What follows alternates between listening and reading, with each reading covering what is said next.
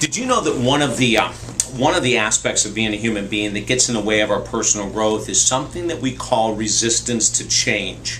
Hi, I'm David Essel. And in that resistance to change, one of the things that people often say is, well, you know, I would really love to be able to accomplish this goal, to lose this weight, or to change careers, or to be free of this addiction, or whatever the goal might be. But they'll say, you know what? I don't have the money to do it. And we call that an absolute excuse to change. Now, I know, very first thing when people hear that, they go, oh, but David, you don't understand. You're being really out of your mind here because you don't know my situation. You know, I'm a single mom, I'm a single dad, I'm working 3 jobs just to make ends meet. How could I take this course to better my life? How could I take this weekend retreat to better my life? How could I do that when I don't have the money? How could I go to rehab when I don't have the money? How could I hire a coach or a counselor, a therapist to get the help I need when I don't have the money? And I want to tell you right now, I understand the resistance that's coming from within, the internal resistance to change, but I'm also going to share with you multiple stories today to let you know it doesn't have to be the case. Over the last 20-something years, I can't believe how many people have come in and sat down, and after just an evaluation, they called me on the phone and they've said, you know, I really want to take this course with you, or I really want to work with you or some other coach, but there's no way I have the money. And I'll say, well, how bad do you want it? And they'll go, oh my gosh, I want it so bad. And I'll say the same thing every time. If you want it that bad, the money is available. All you have to do is be willing to face rejection to get it. Now I'm going to repeat that. If you want to accomplish something really bad, if you want to accomplish anything in life really bad that is demanding you to pay a certain fee that you don't have, if you want it bad enough and you're willing to face rejection, you will receive it. Let me tell you an amazing story. So a very good friend of mine I've known for a very long time knew that they needed to get into rehab in order to cure an addiction, to get into recovery.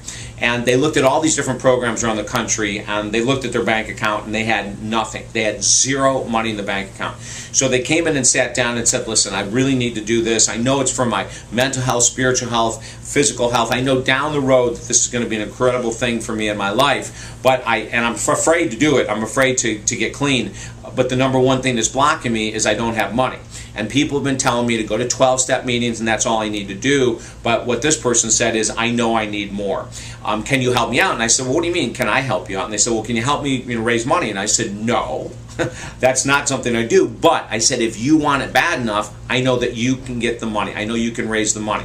Now, the amount of money needed was quite substantial, over $40,000. So the very first thing I helped this person do was to create a list of people that they knew that they might be able to borrow the money from. They couldn't take, their house was mortgaged out to the hilt. They couldn't take any more loans out. There was no way that they could get it on their own with the amount of income that they were making. And they looked at this sheet that they were supposed to write names on, and the very first thing they looked up at me and said, I don't know anyone with that kind of money.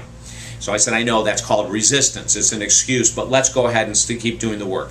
Over the next couple of days, they came up with several people. I think in the end, they had 4 individuals. So now the next thing is to face the rejection, right? The potential of rejection. So then they came in and sat down and said, oh my God, what am I going to say? So we drafted a note that they would read, just like sort of a script they would read over the phone. So they called up several people, and right away, first 2 people they called, they said, no way, we don't have the money. You know, even though they were multimillionaires, they said they didn't have the money.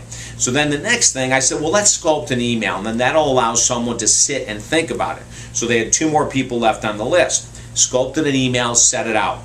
Came back, no thank you, we can't help you, good luck, we know that this is something that will be really helpful for you, and blah, blah, blah. They had very nice responses, but it was rejection.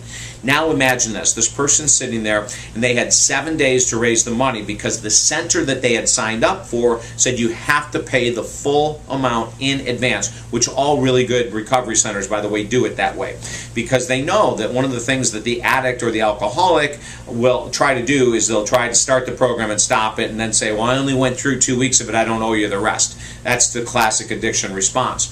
So finally we came up with 1 more person. They had 5 days now left to raise the money, and they didn't want to send the email because they were afraid of rejection. They were asking for a ton of money. They had nothing to give in return as collateral that they could think of.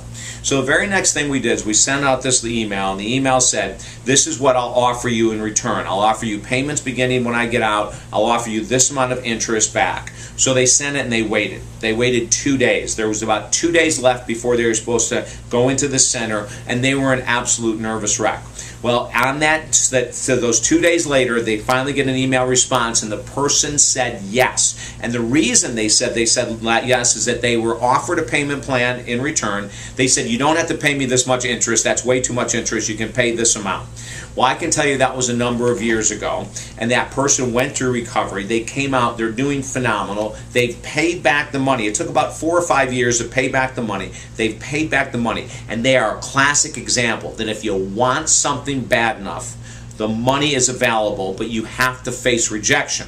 Story number 2. I received a phone call from an individual in the Northeast who said they wanted to start coaching sessions with me. And I said, awesome. And they were very motivated on the phone. And they said, we'll call you the next day. They called the next day and said, you know, I talked it over with my partner, and we decided we don't have any money at this time to really do it. And I was kind of out there in a lark. And I said, well, that's okay. You know, when you do have the money, contact me back. The next day I got an email, and the email said, I'm really going to try to get this money. I'm ready to go. Now, this is a highly motivated person. So about a week later, I get this phone call, and the person says, oh my gosh, I've got the money. I'm ready to go. When can we start? So I ended up calling them back, and we talked, and I said, well, how did you come up with this amount of money when a week ago you had none? And they said, well, you know what? I decided I wanted this so badly. I wanted to work with you so badly. I want to change my life so badly that I went out on a limb, and I went to several people, and I asked them if they would please contribute to my professional growth. And one of the people that they actually asked for, they didn't even say they're going to pay him back. They asked if you would please contribute to my growth. This is what I want to do. This is the person I want to work with. Here's his website. Check it out. Do you want to know something? They got the full amount of money they wanted to start the work with my coaching practice. And I could go on and on and on and tell you about people that have borrowed money from family members with a plan to pay back. Like I said, the person in recovery borrowed it from a friend, a lot of money, with a plan to pay it back. No matter what you want in life, no matter what it is that you want, that is about your personal growth, that is for your best interest, ladies and gentlemen, please, don't take that adage that I don't have the money, I guess I'll have to wait. I'll have to wait till the kids get out of school. I'll have to wait until I've retired. I'll have to wait for the economy to change or whatever. If you want something bad enough, I'm going to ask you to make a decision today to go after it. If you're struggling with how to do this, and these examples I gave you here aren't enough, contact me at talkdavid.com. I mean, it's amazing. Money is in the universe. We have to be willing to face rejection, ask for what we desire, offer a payment plan, because that's the energy exchange that's so important for most of us. Now, the one person just went out and asked for it as a contribution, and they got it. Try that. You know, you have nothing to lose. But if I can help you, talkdavid.com. If you know someone that's trying to get ahead in life and go back to school but they don't have the money, or take a course but they don't have the money, or go on a weekend trip, an excursion to better themselves as a human being and they don't have the money, share this video with them. And of course, as always, sign up at YouTube for all of our videos. When you get your own private account at YouTube and you subscribe to our Super Slowdown channel, every new video that we get will be sent right to you. Okay? So best of luck. Face rejection. You're worth it. Let's rock.